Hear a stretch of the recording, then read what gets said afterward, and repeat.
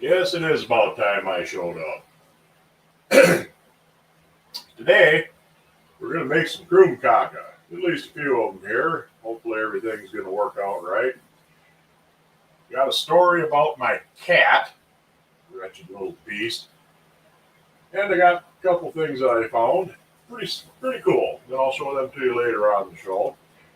But the fire's going and I'll get my krumkake iron on the stove and we'll get this show on the road. The recipe for the krumkake batter, I'll go over that later on once I'm sat back down and away from the stove. I had to make the batter beforehand. It's got to rest for half hour, 45 minutes before to use it. It works a little better that way.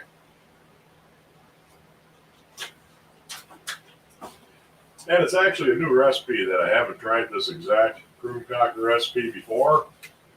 But the batter tastes pretty good on its own, so it should be something nice. Let's see here.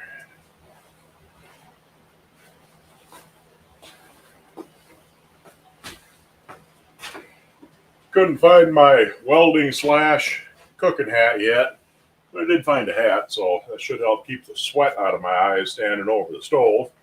Now, what I got here, move this in a little bit closer, is my Alfred Anderson krumkake iron.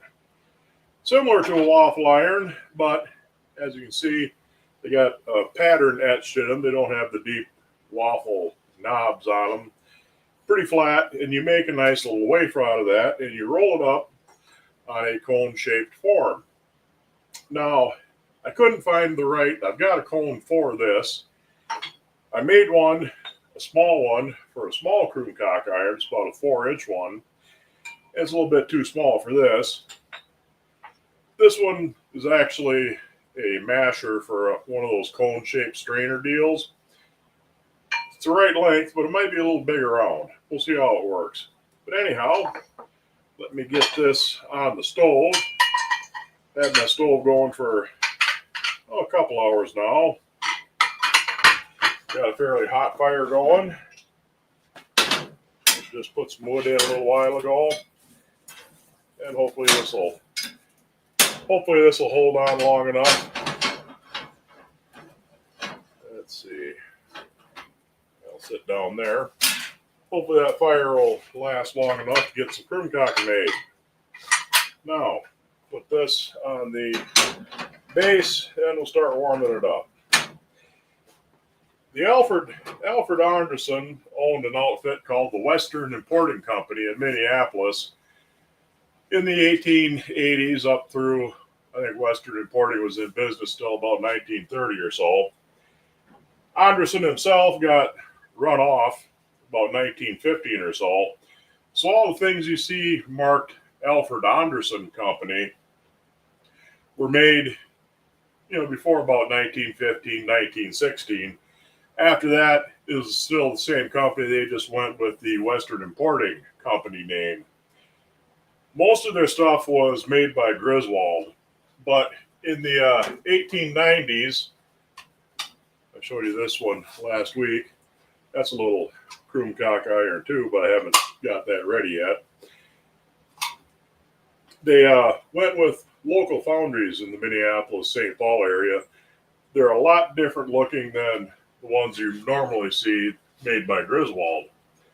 The nice thing about them is a lot of times you can find an Anderson krumkake iron or a Heart and Star waffle iron reasonably cheap, usually less than $100 for one with a base. But that is a number 8 Griswold waffle iron base. So if you have a Griswold number 8 waffle iron with no base, you can use one of these. Some aren't marked. Some say WIR or WIC, Western Importing Company, and some say Griswold, but they're all the same and they fit a Griswold waffle iron. Can't really see the comments from here, but we'll see if this is warmed up. For your first krumkake you make, you're going to want to put a little melted butter, or just clarified butter, a little melted butter or lard or something like that on your iron, just brush on a light coat. And after the first one, you shouldn't need any more.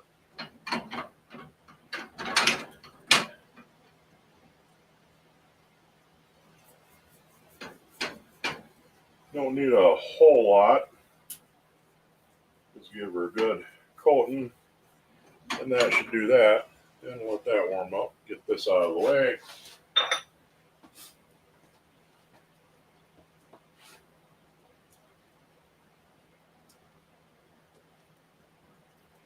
It's warm, but it ain't real hot yet. Let me open up the draft on the stove.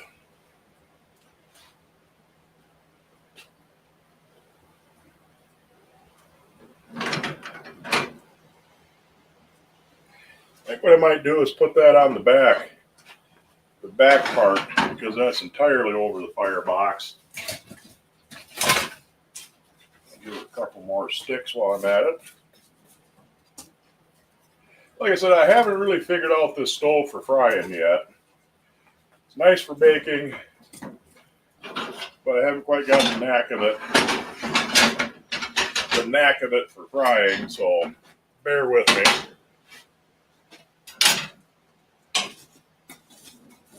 Stir that up. And give her some more air too, get it roaring right along.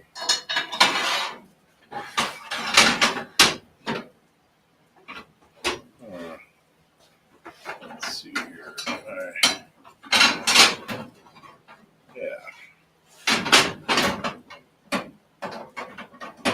That ought to work. Flip it around. Now you can see, can't really get closer, but you can see how the low base waffle irons are meant to work on a cook stove, because it's open underneath it. You can just spin that around. Everything's happy.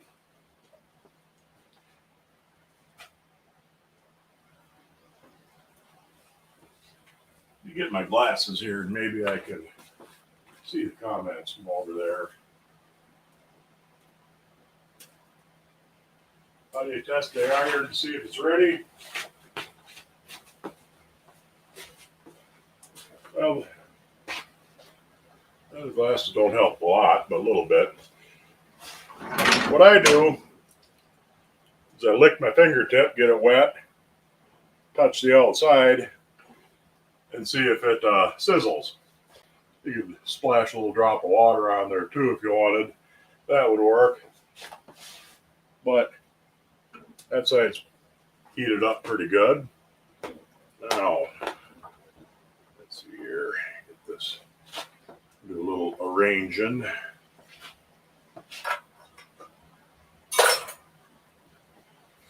Got my roller. Got my batter. Give that a little stir.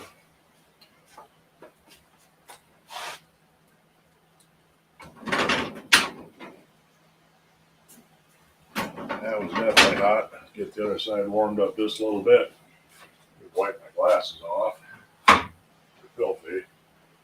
I can see the comments a little bit better.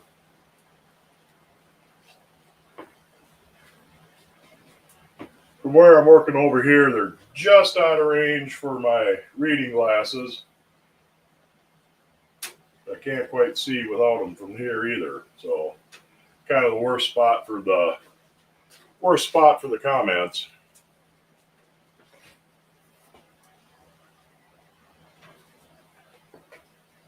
Jesus, so they're smeared up bad. Anyhow, that should be warmed up good enough. I'll open them up.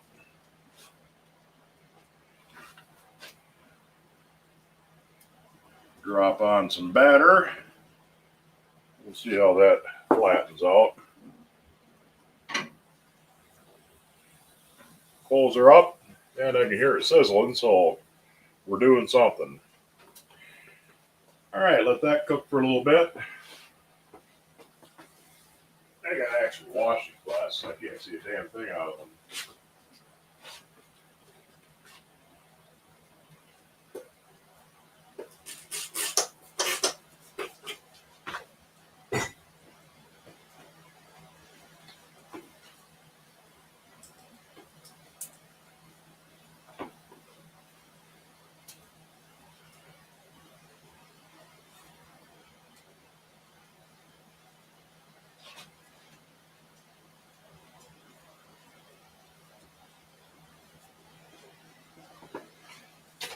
flip this over. Maybe peek inside a little bit. Yeah, she's cooking along. And I can see, still can't quite see the comments very good, but I can see some. Anyway, I think she's just in range of the camera. If you look close down there, you can see Minnie relaxing next to the stove. That wretched beast disappeared on me for 3 days. She must have got outside when I went to work Saturday night. I just cleaned out the litter box, put her food out, she ate some. Came back home Sunday morning, the litter box hadn't been used. Most of the food was still uneaten. So I'm wondering where the hell's my cat? I look around, searched the house up and down, couldn't find her. Went to bed, got up Sunday night to go to work. Still no sign of the cat. Got home Monday morning, still no sign of the cat. I went and searched the house again. That's just about done.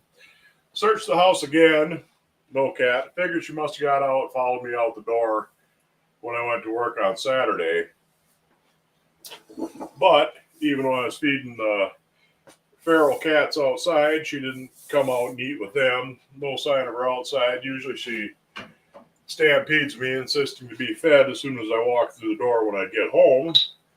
So I was definitely wondering where the hell my cat was. Got home this morning, no cat. Oops, that's plenty done. Anyway, put it down. I could probably use this little roller on this one. You want to be quick rolling these up because they stiffen up pretty fast. Gotta get my drying rack down here. That one's a little bit overdone, but that's okay. I'll let that sit there and cool and get the next one going. Give her just a little bit more batter this time.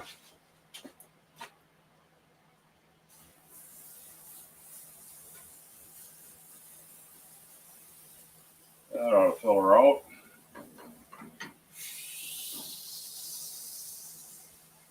There we go. Anyhow, got home today. Still no cat.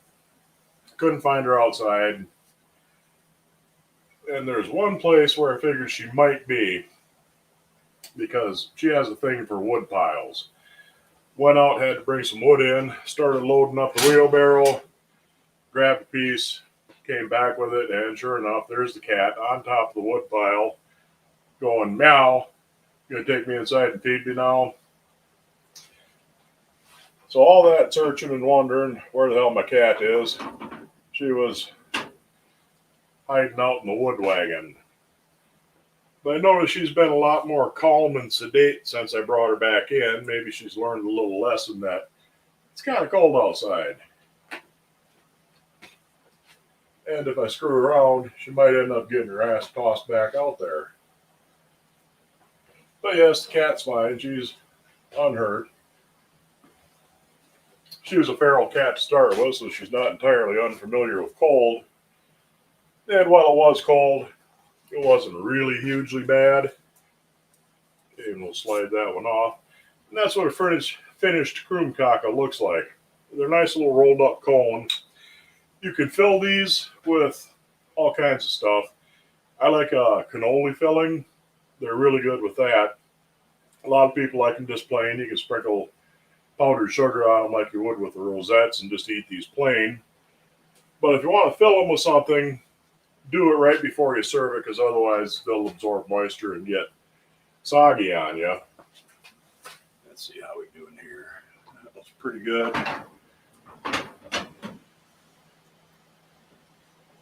And she needs a little bit more.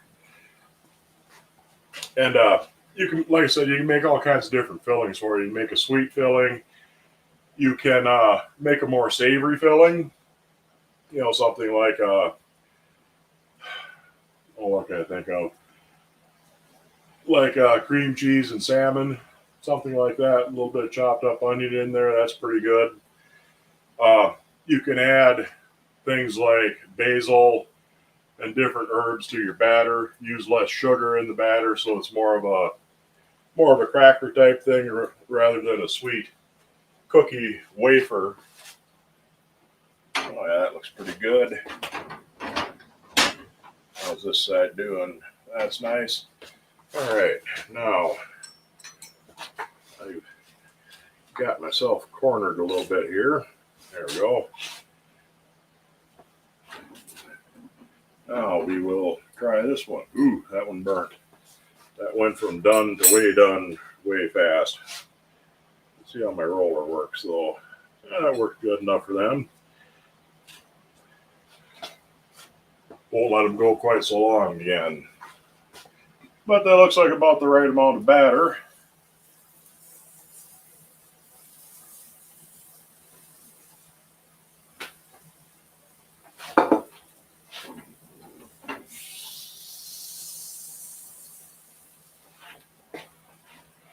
And yeah, that one's a bit overdone. He's a little bit burnt on the inside even. Let that one cool off. We'll get it right eventually.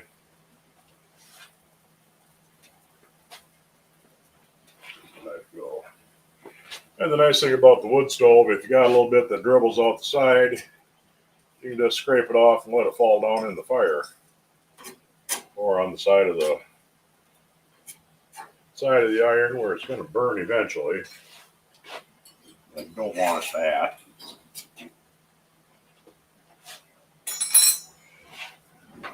Flip them over.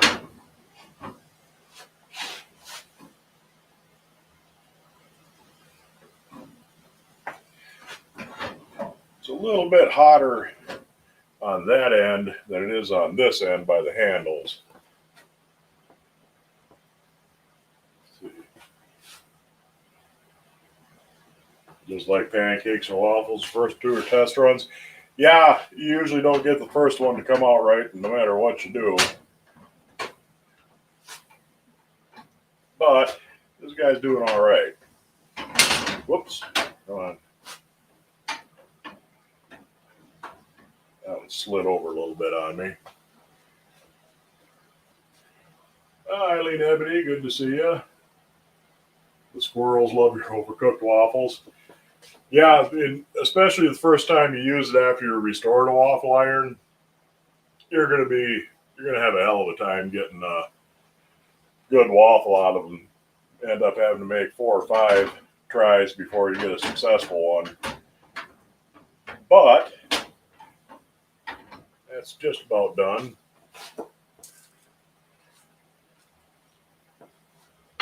But once you get your waffle iron broke in, usually it's just the first one that goes bad on you.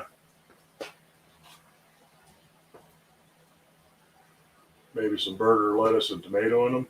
Yeah, you could. Make a less sweet, less sweet shell, and you can fill them with just about anything. Like I say, wait until right before you actually serve them before you fill them, because otherwise they'll get soggy on you. Oops, here you. Get this guy rolled. Ooh. Toasty warm. All right, we're cooking now. That one looks pretty good.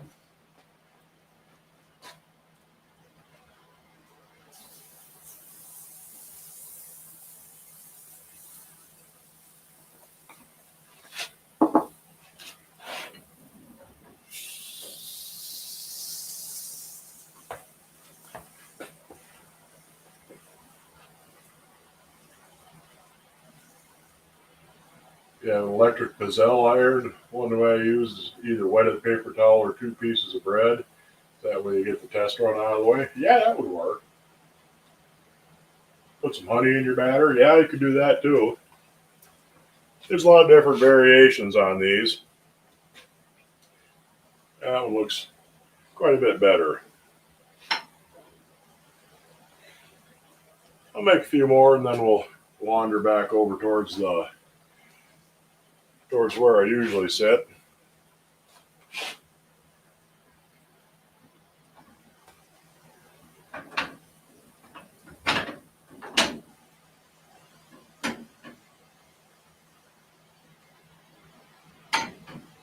I get the other side browned a little bit more, and that one will be done. They go fast once you get your iron hot and all that. Is there oil in your batter? Yeah, melted butter. Like I say, I'll go over the recipe once I get over there. And then comes the cat attack.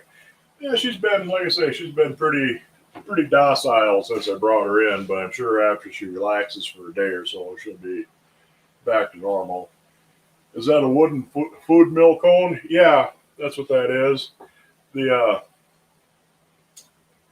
one for the iron should be about that long, but not quite as big around. I'll have to build myself one. I got one. I don't know where the hell it is. All I can find was my little one.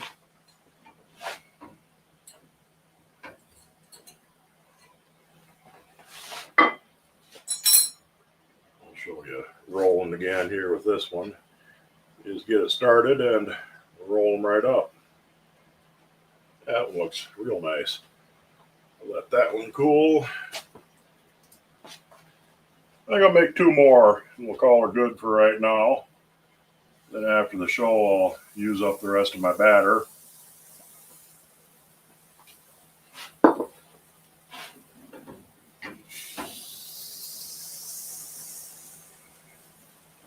But my fire seems to be cooperating pretty good.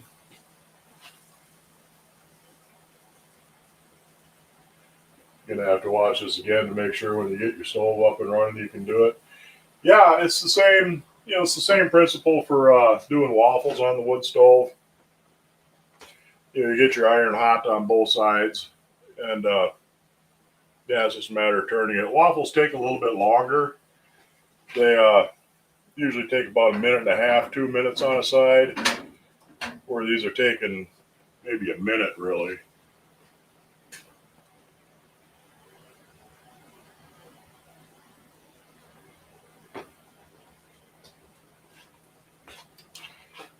Yeah, I guess a lot of places are getting snowed on, and we got nothing here. We had some snow and it got rained and melted, then it turned cold, but we haven't got any snow since. Maybe this weekend might get a little dusting, but I'm sure at some point we'll have a big dumper. But yeah, I was worried about my cat. Kind of figured she got outside somehow, but it's plenty hot enough in here that if she'd come to some misadventure indoors, by now I would have been able to smell it. So once I came home this morning and there wasn't any bad odors, I was pretty reasonably sure the cat was okay, but just missing. I'll call that one done. That's a little lighter.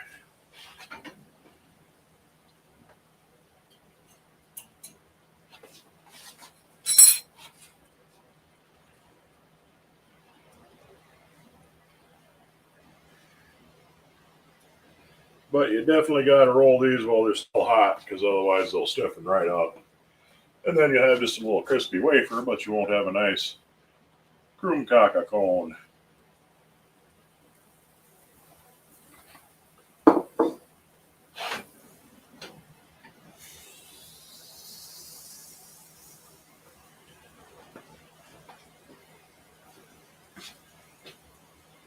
Yeah, the sizzle sound is fun. Yeah, I'm glad you can hear that. The microphone's picking it up, even though it's a fairly good way away.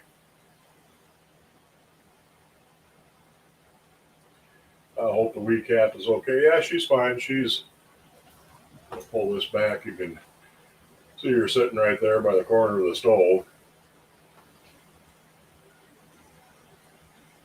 None the worse for wear. She was a bit hungry when she came inside, but wasn't entirely ravenous, so I assumed she was eating with the cats outside, because they get fed pretty good too. And I didn't hear any big cat fights the last couple of days, so she must have been getting along with them all right.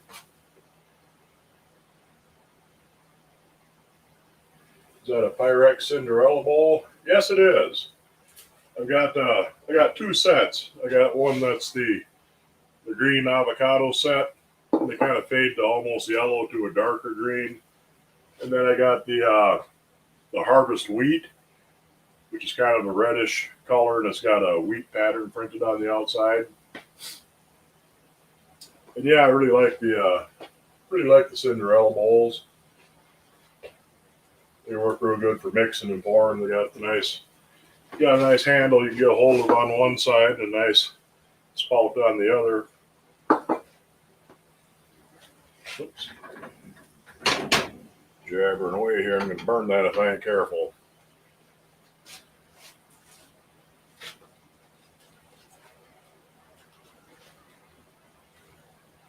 I got room for two more on my cooling rack, so we'll do this one and another one. Call it good for now.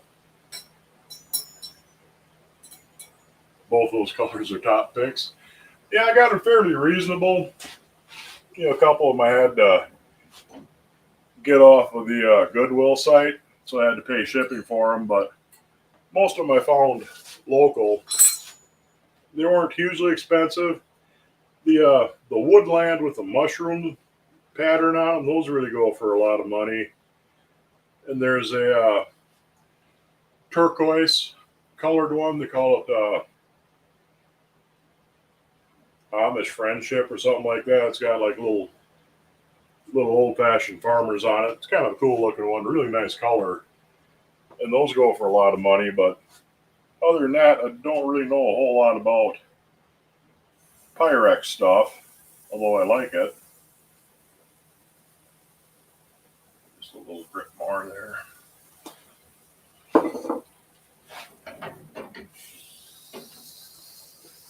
Are you making waffle cones? Not quite. These are Krumkake. They're a little bit bigger rolled than they normally would be. Usually be a little smaller cone, but I'm using the masher for a food strainer for a rolling cone.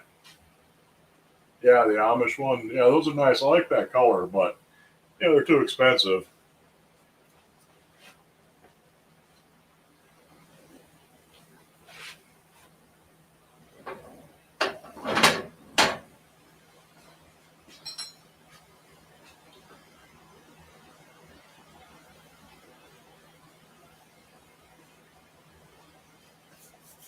But yeah, pretty much all my cookware is either cast iron or glass. So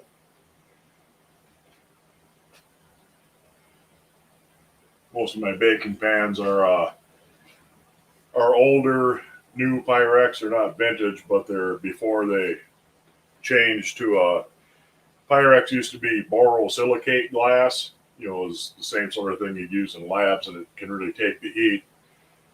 And they switched over to just tempered ordinary glass. So you got to be careful with the new Pyrex. My fire's dying back a little bit. That's okay, because I'm done for right about now. I'll jerk the fire up good before I take off and start making more.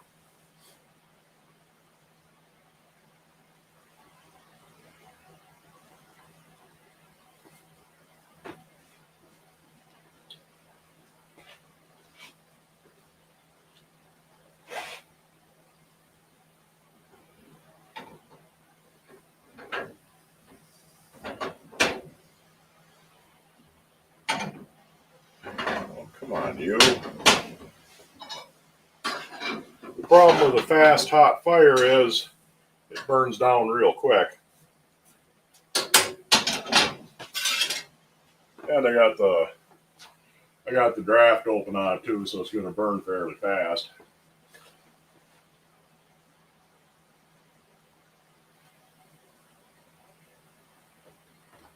The new Pyrex may be inferior, but there's still something about it. When they come together, they pound your eardrums.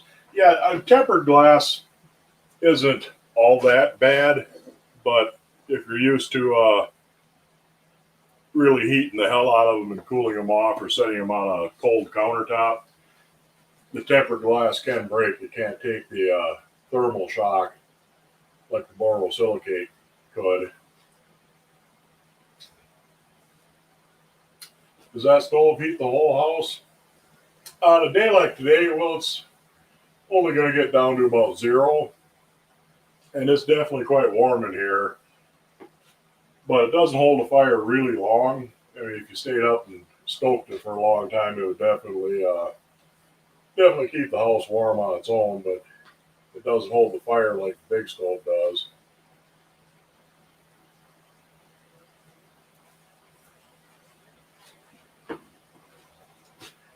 You got the festive harvest amber like visionware with light peach hearts and birds, but doesn't have the nice pour spouts like the Cinderella bowls. Yeah, I really like the Cinderella bowls. If I can get this, ooh, that made a big difference shoving a little coal, some of the coals under there. That one is browned up plenty good. And that'll be the last one for right now. Let's set him aside and get. You want to set those down on the seam when you set the roller down, so it stays together when it cools. Let's see. How do I want to do this? Got my other hot pad. I don't need the hot pad for that. Set that aside. Set them down. And I'll throw a little more wood in so my fire don't go out entirely while we're talking.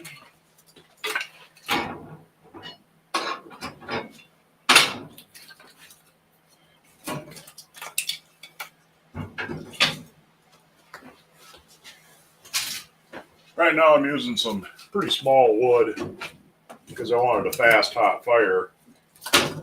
And over the half hour that we were doing this, it burned down quite a bit. But I'll just throw some more in there. Oops.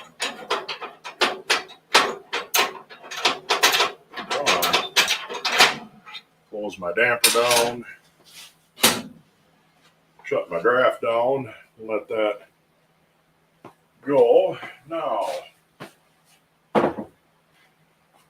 time to move the camera. So I will close that off. Wheel this out of the way. Alright, I gotta move my mic first. Get that out of the way. So you'll hear thuds and noisy microphone sounds.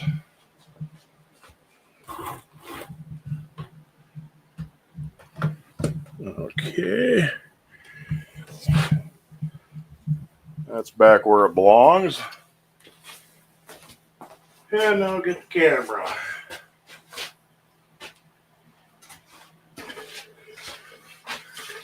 Of course, there's got to be something in the way.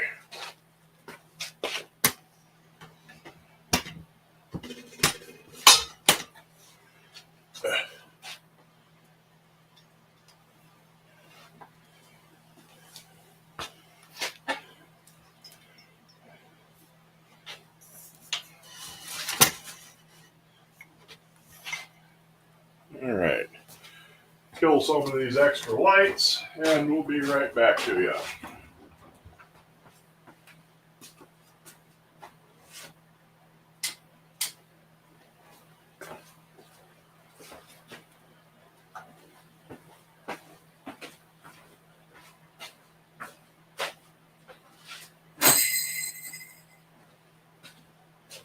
Oh, gotta grab this thing too.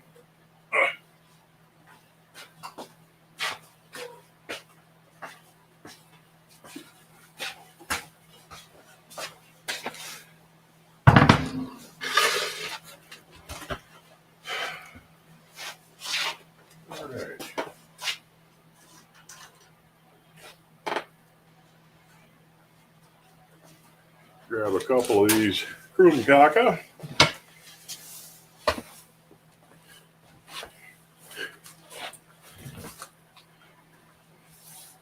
Damn it, I left the light on. I'll be right back.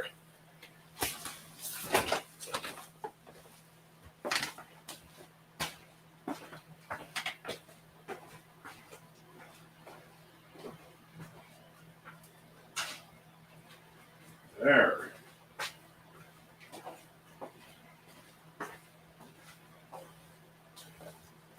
Yeah, I'm still here, don't worry. Don't be afraid of the dark. Get that bag out of my way.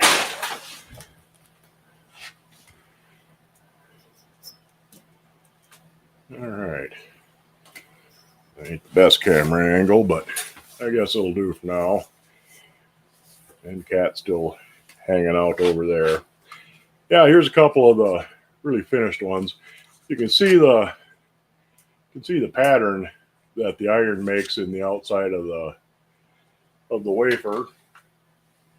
This one here is a little bit less overdone, but they are really tasty. They're just a crispy, crunchy, whoops, falling apart sort of thing. Then you just munch them on up.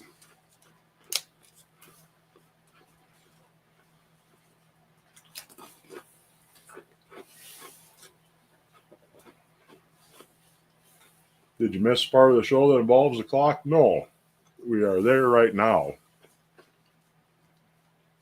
Well, we're getting there right now, but did a bunch of stuff over the last couple of weeks.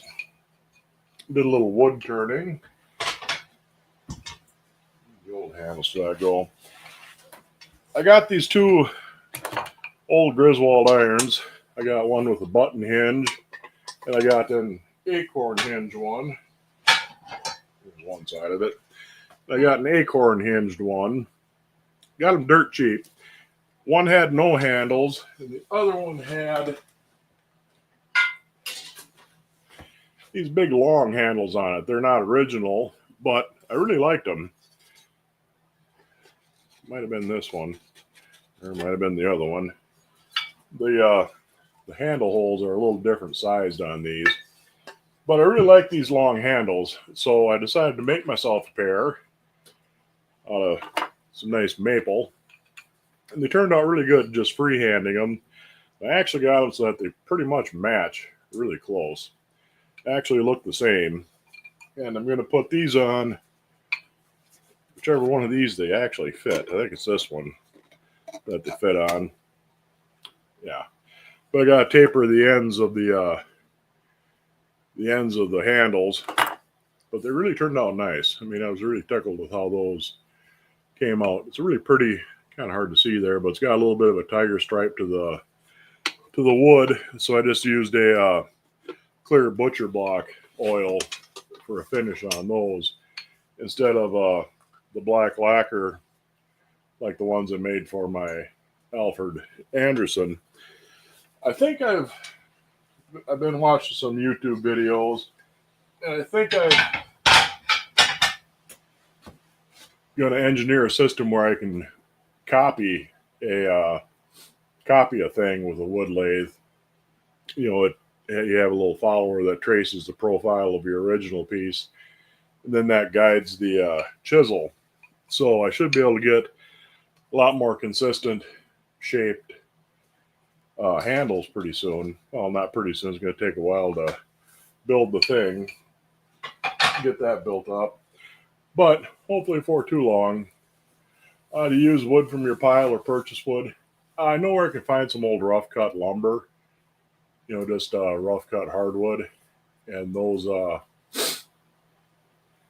really turned out nice. You know, it's nice dry maple, so you could buy some. I mean, if I find decent hardwood dowels, you know, for the ones I'm just going to lacquer, that would probably work easier because they're already round, and it, you know, it's a little bit less of a pain, you know, starting off with something that's round. But for things like better off turning freehand, if you only need to make one, that's okay. But if you got to make two that match, because they're going to be right side by side, and if one doesn't match the other, it's pretty glaring difference. So I'll get that figured out before too long. I'd love to have new handles for yours. Well, eventually I'll get them worked out. But the Alfred Anderson, since they were made by Griswold, a lot of Griswolds have this style of handle. Some of the other ones, some of the other wooden handled Griswolds I've seen, I'm not sure if they're original, but I think they are. They're just a straight dowel, the same size as goes in the socket. Just a straight dowel with a rounded over end. So, there's that. But yeah, I mean, turning freehand is nice, but yeah, I mean, I want them to actually match. All right, what else? I got a chicken fryer. It's a Wagner chicken fryer, nothing terribly unusual. Paid $50 for it, which is a little more than I usually pay for chicken fryers. I can usually find them 40 ones. The black one looked like the early Wagner handles. Kind of. I don't have it within arm's reach, but I do have a very early Wagner. And those are going to be a bit trickier to try and make because with the Griswold and the Anderson, they they fit in the socket, and then you put a little screw or nail in them to hold them in. But the Wagner, they're drilled out on the inside of the handle, and it has a stud with a screw on it. So they actually screw on, and that's going to take a bit more doing. Anyway, I paid $50 for that chicken fryer, but what I really wanted it for was the lid that came with it. That's a number 8 round roaster lid. It's not the actual lid for that chicken fryer, but it does fit. And these fit a lot of different number 8 skillets. But that's actually, like I say, that's for the 1920s era Wagner round roaster Dutch oven. So I figured it was worthwhile to get it for that. And let's see, get this so I don't knock that down. Take a drink quick, and we'll get to the clock. When I built a side table, I turned 10 drawer knobs to get 3 alike and used most of the rejects for other projects. Yeah, it's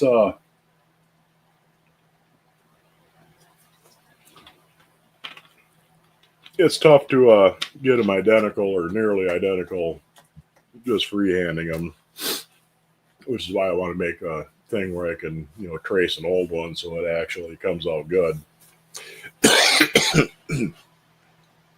Swallowed wrong. Anyhow, I was out looking for a table saw today. My old table saw is long dead, and I need one for something I'm going to be working on. So I hit the pawn shops. Didn't have anything suitable, but what one of them did have was this. This is a cast iron mantle clock. That's not the right face for it. That's just a plastic face. And I kind of like that face. I like to be able to find something like that, but I don't know if I will. Most of the innards are gone. Somebody had tried to replace it with that face, and you can see part of a quartz movement in there, but still got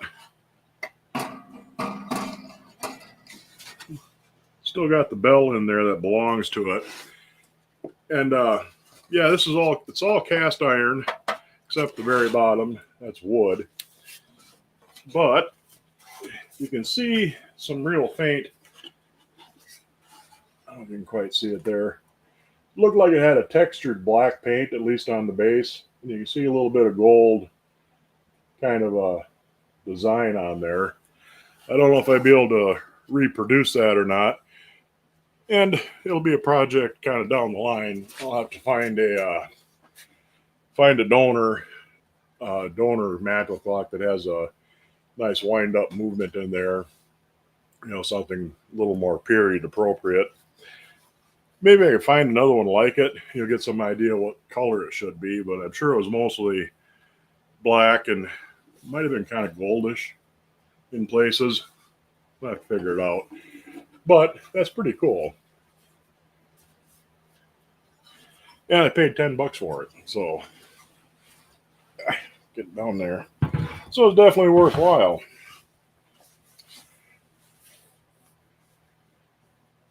I got a strange pot this week. Pot and lid is gate marked, 13 inches across, 5 inches deep. Has a slight dome with a screw-on handle. Mark 13 inside the lid and the bottom of the pot, and riveted handles on the pot. Huh. You do see once in a while cast iron that has handles that are riveted onto it. But yeah, that sounds pretty interesting. I think the pot has a diamond on the bottom. Never seen one like it before. Yeah, not sure I've ever seen a cast iron clock. I haven't either. I mean, I've seen a lot of mantle clocks, kind of more or less that style, that shape. In fact, I got one over on the table, but I'm not going to tear that one apart to rebuild this one. But I've seen a lot of them with that basic style. They're usually wood, and they usually paint them to make them look like stone. And sometimes they'll have little columns on the side made out of stamped tin. Make sure my keyboard's off because the cat's walking across it. Checked eBay. They have some Ansonia mantle clocks. I've heard the name, but like I say, usually you can find the wooden mantle clocks fairly reasonable. Cheap enough that it'd be worth pulling the clock mechanism out and transplanting it into this once I got it all cleaned up. But that octagonal face on there, I really like that, but it's just a plastic face, so I probably won't be able to find anything quite like it. I might be able to make something, but it wouldn't look nearly that good. Last week you saw a stovetop steamer shaped like a locomotive engine. Yeah, John Wright. They're known for making the gingerbread houses and and a lot of different shaped baking pans in the 80s. They made a lot of stovetop steamers, different things on them. There's some that have I've seen dragon steamers. I'd like to have one of them, but they usually go for 60, 70, $80, and I don't really want to spend that much for one. But they're definitely a cool deal. You could stick a number 3 skillet clock in that cast iron clock. Yeah, you could. I mean, there's all kinds of different, all manner of different mechanisms you put in there. And like I say, somebody, just put a cheap little battery powered one in there, apparently. But that's all busted up now too, so that's no big deal to tear that out. Lodge is selling a dolly skillet clock. Looks kind of neat. I bet it would be. I've thought about if I come across a skillet that's beyond repair, making a clock out of it. I wouldn't want to ruin something that could be usable or made usable. But if I do find something that couldn't be fixed, you can definitely make a pretty neat clock out of old skillets.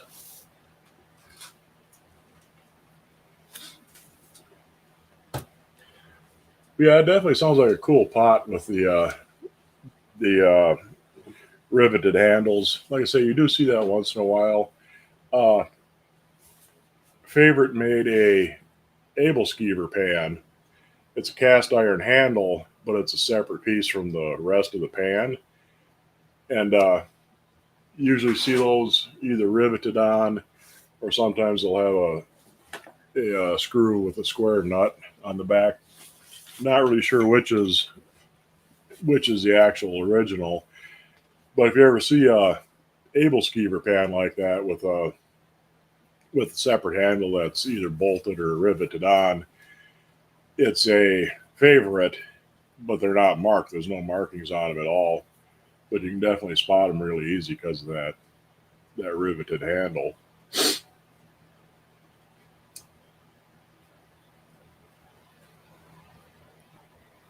Yeah, the cat's taking up her station behind the monitor. Yeah, that served her right. Spend a few days outside, or she could be that much of a pain in the ass. But I'm sure she'll be back to her usual cantankerous self here shortly once she recovers from her vacation. You passed on a 3-notch SK today, number 14 for $20. You probably should have grabbed it, but if you don't need it, it's kind of nice to leave it for the next guy.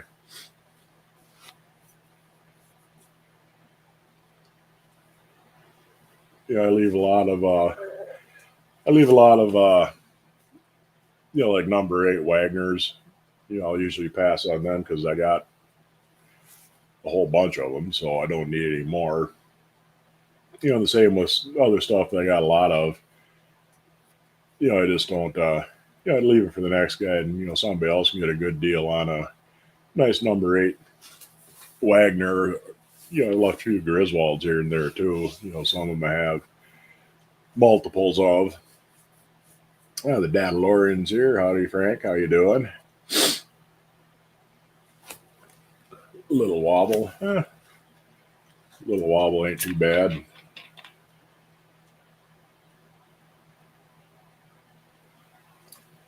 But usually any pan that big, for less than 75, $80, usually they're a lot more than that even. But, number 12s, number 14s, if you generally come across a, big pan like that cheap, it's a good idea to grab it. But if you already got one, yeah, go ahead and pass it out.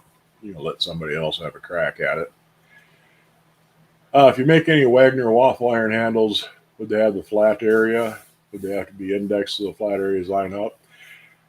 I would more than likely make them round and leave it to whoever puts them on, screw them on good and tight, and then take like a piece of sandpaper on a something thin and flat, and sand down the inside a little bit and flatten it yourselves once you got them put on. Because you're never going to be able to get them.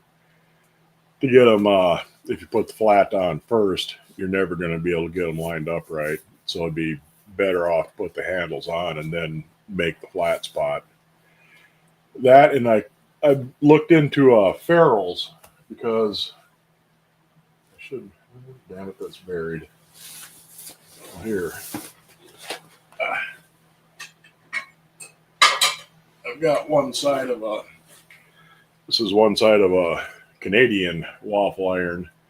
That's a James Smart, Brockville, Ontario. They made those, and that is pretty much a direct copy of a Wagner. And that's got the little brass ferrule on the end of the handle. That's so it doesn't split when you screw it in onto the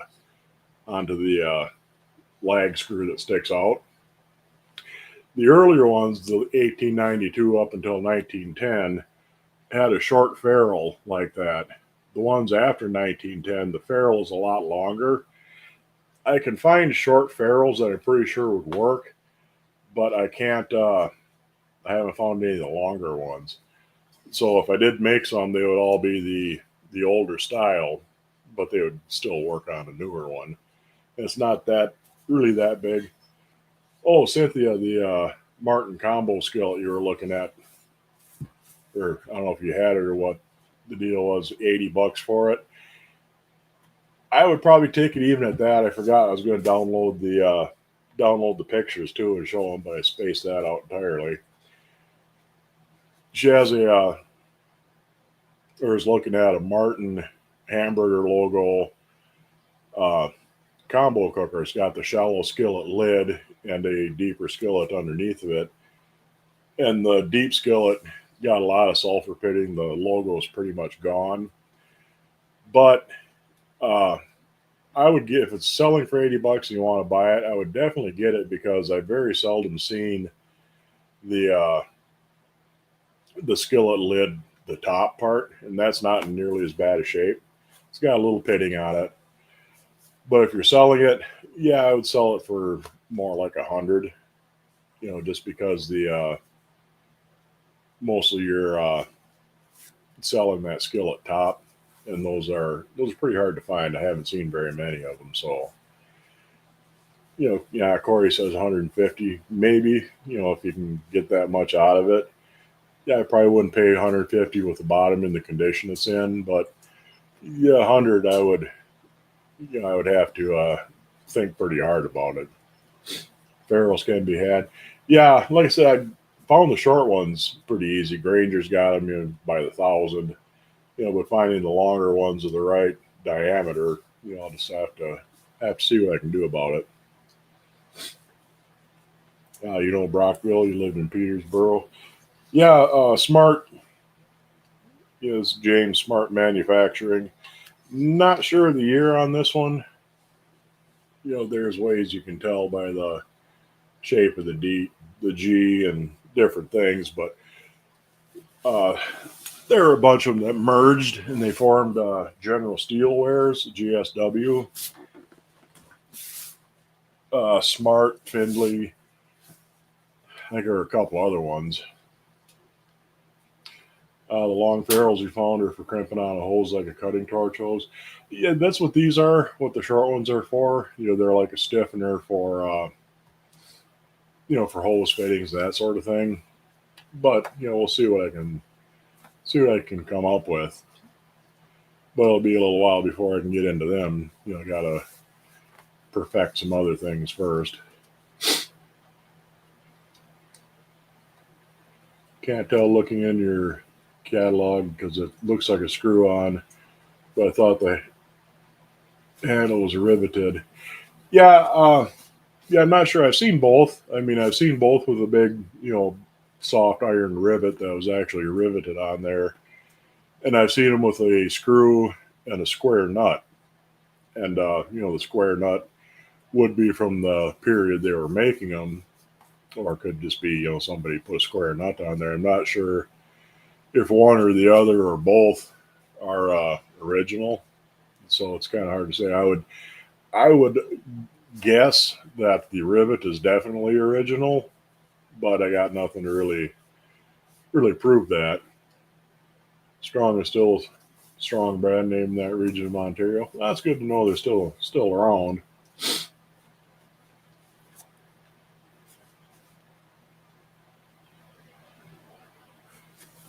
That was sent to me by Me and You Acres up there. She came across that in an antique shop, fairly reasonable. So she packed her up and sent her down to me because at the time I had no Canadian cast iron at all. Now I got a Findlay. That was who sent me that. Well, thanks for whoever it was that sent me. Maybe it was Corey, I think. Can't remember who sent me the Findlay pan, and then I found a javelin around here. Those are not real common around these parts. No Canadian. There's not a whole lot of Canadian cast iron around here, and you would think, being northern Wisconsin, Minnesota, Michigan, there would be lots of it, but all the big makers, Wagner, Griswold, Favorite, all of those were along the Great Lakes, so there wasn't a whole lot of trade back and forth. The handles on the iron you used on your stove, are they original? You have a number. Yeah, those are original handles on that one. You have a number 7 Wagner waffle iron with handles like that. Yeah, there's tons of different kind of handles. Like I say, I've seen Griswolds that have handles that look like the Anderson. There's a couple of different lengths of the Anderson ones too. They're the same overall shape, but I have a waffle iron that has original handles, and they're about 1.5 inches, 2 inches longer, you know, overall, but it's the same profile. So yeah, I mean, there's a lot of different ones. But once I get some of the, I'm slowly getting to where I can make something for that I would actually let somebody else have. I mean, just making something for myself, I don't care what it looks like. But if I'm trying to make a copy of something that I want it to look right, like these, are nowhere near original. They're nice handles though. I mean, I really like those, and I think they're going to work nice once I get around to cleaning those up and getting them restored. But no, I think it was Randy that sent them. That's probably it.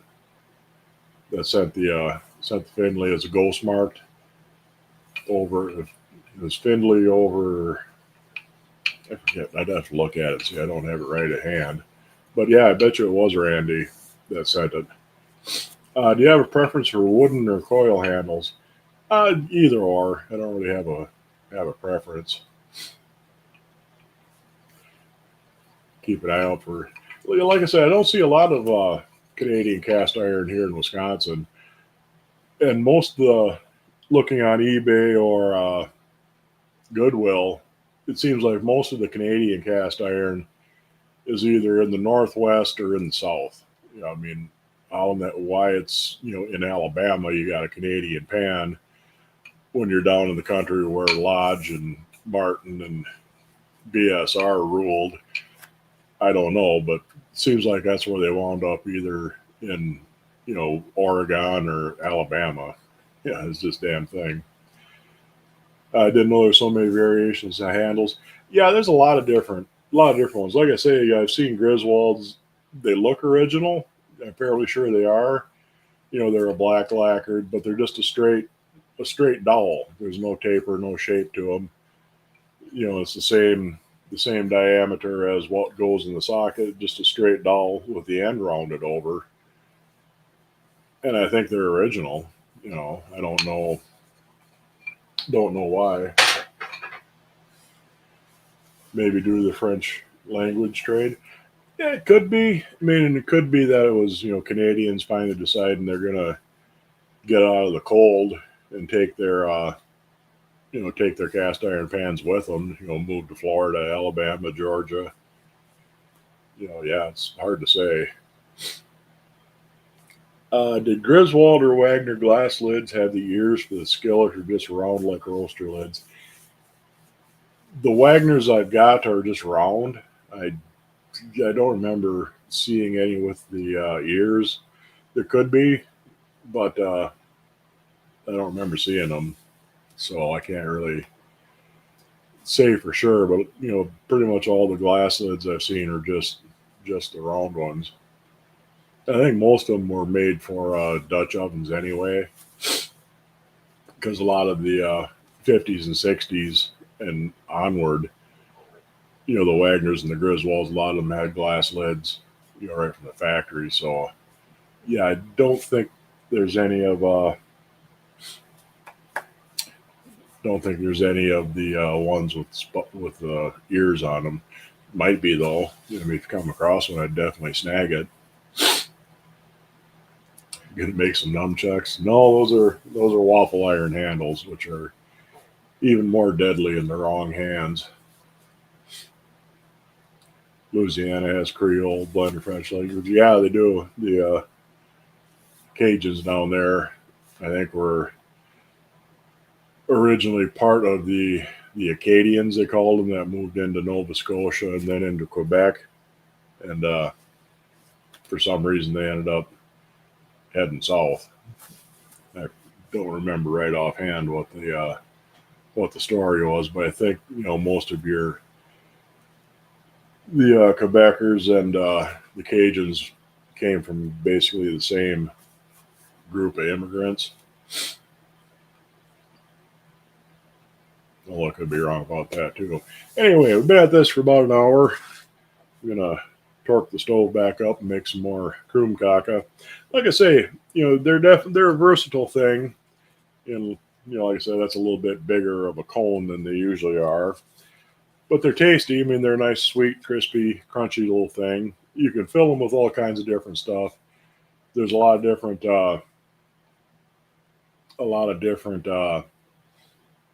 variations on the recipe. You can make it less sweet. You can add herbs, make it more of a savory, crackery kind of thing, and put a a meat filling or a fish filling, something like that. A lot of different things you can fill them with, or you can go with the sweet wafer like this and put a put a sweet filling, whipped cream, cannoli filling is really good. Just wait until you're just about to serve them before you fill them, otherwise they'll go soggy on you. Or you can just eat them plain like this. Maybe sprinkle a little powdered sugar on them. They're all good. So that's something you can do with your Krumkake irons when you come across them. Like I say, the Alfred Anderson ones, where a lot of times you'll pay 80, 90, $100 just for a number 8 Griswold waffle iron base. If you can find one loose, a lot of times 75, $80 you can get a Anderson, either a waffle iron or a Krumkake iron, and they're the same base. They're made by Griswold. Then you can just swap back and forth between your waffle iron and your Krumkake iron. Got a skillet that has Detroit on it. Yeah, I've seen those. They're usually chrome plated, and they look a lot like a BSR. Usually got a little bit bigger ears, but they got a BSR style handle. I don't know if they contracted out to BSR, had them made, then brought them back up to Detroit and plated them. Don't pay more than 50 cents. You'd be haunted by Anderson. Yeah, it's less than $1. On the back of the box that the Anderson Rosette irons came in, there's a big warning. If you paid less than $1 for these, they're fake, and I'm coming to get you if you do.